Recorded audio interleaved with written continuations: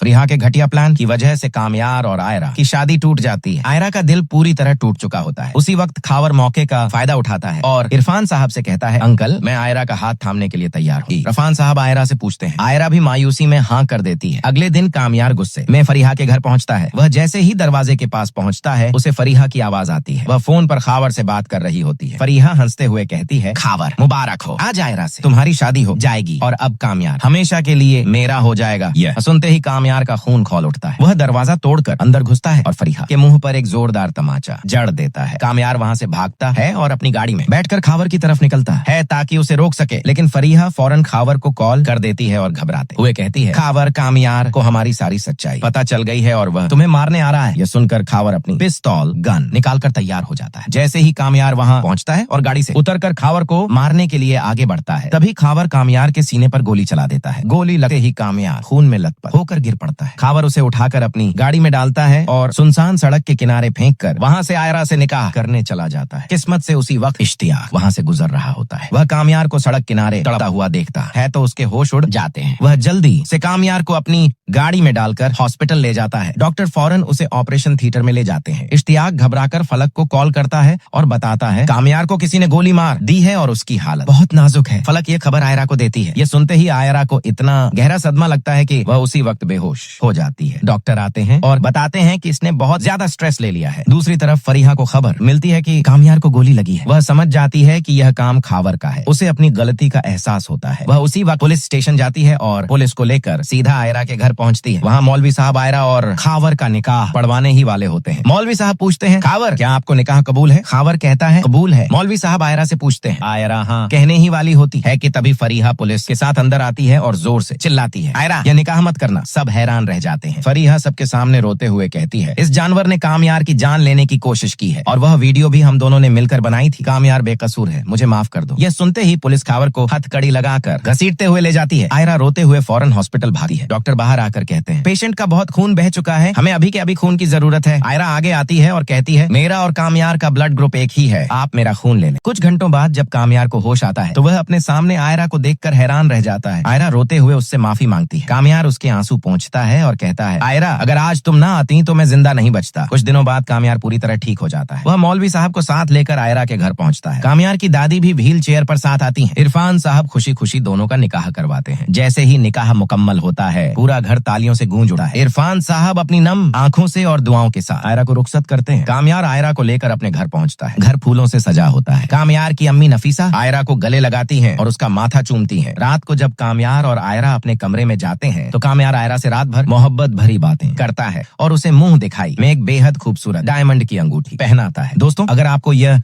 Drama पसंद आया हो तो हमारे चैनल को लाइक, सब्सक्राइब और शेयर जरूर करें।